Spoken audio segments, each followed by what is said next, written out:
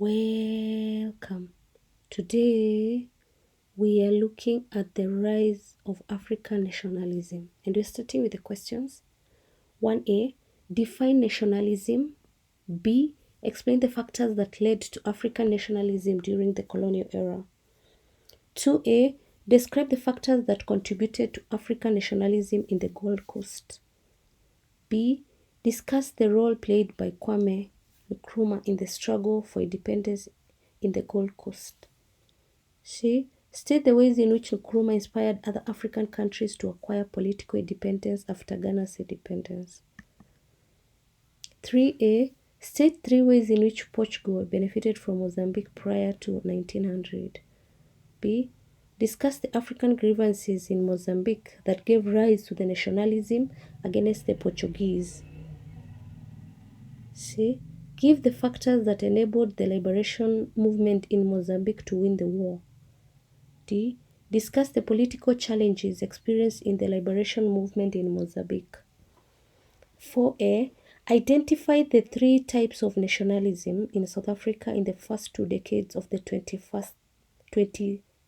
century. Identify the 3 types of nationalism in South Africa in the first 2 decades of the 20th century.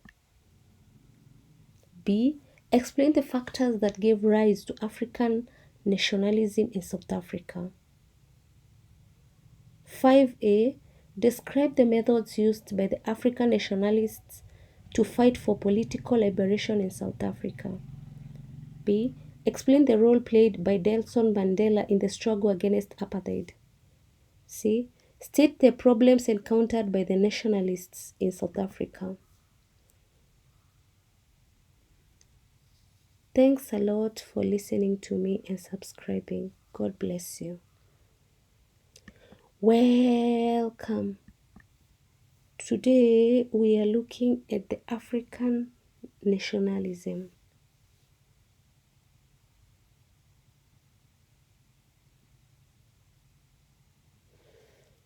One A. Definition of nationalism.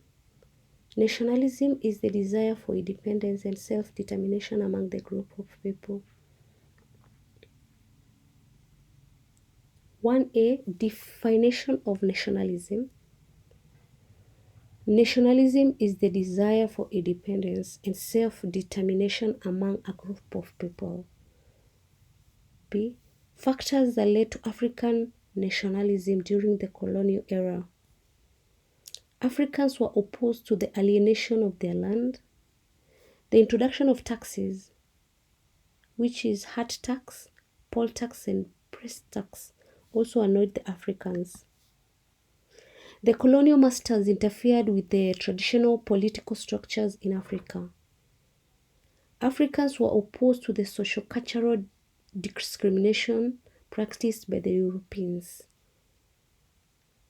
The colonial urban centers provided a good environment for the many ethnic groups to interact and forge a nationalist spirit.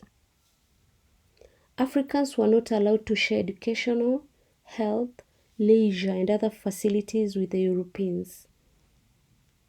Western education enabled the African elite to understand the oppressive nature of the colonial order.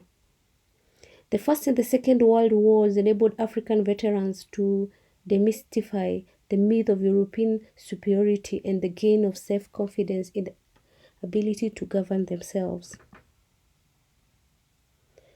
The Leninists' Marxist ideas condemned colonialism for its exploitative nature.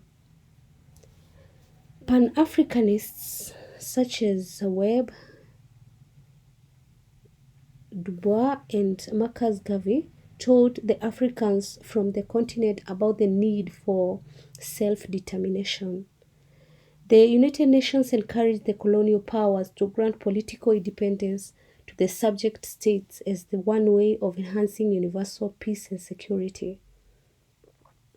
Asian nationalists such as the Indian Premier, Jawaharlal Nehru, influenced Africans like Tom Mboya of Kenya to pursue nationalist activities to attain political independence. Thanks a lot for subscribing and listening to me. God bless you. Welcome. Today, we are looking at the factors that contributed to African nationalism in Gold Coast. The African elite, led by Kwame Nkrumah, advocated equality, liberty, and democracy for all. Farmers were upset by the poor prices of their produce given by the Europeans. Ex-servicemen were unhappy about the poor remuneration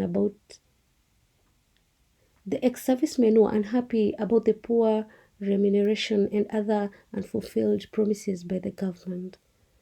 The government granted trading licenses selectively favoring the European traders. Africans were unhappy about unemployment, especially among the young people. They were also unhappy about the high taxes charged by the colonial government. Africans were also unhappy about the shortage of education opportunities. Role played by Kwame Nkrumah in struggle for independence in the Gold Coast. Nkrumah participated in the Manchester Pan-African Congress,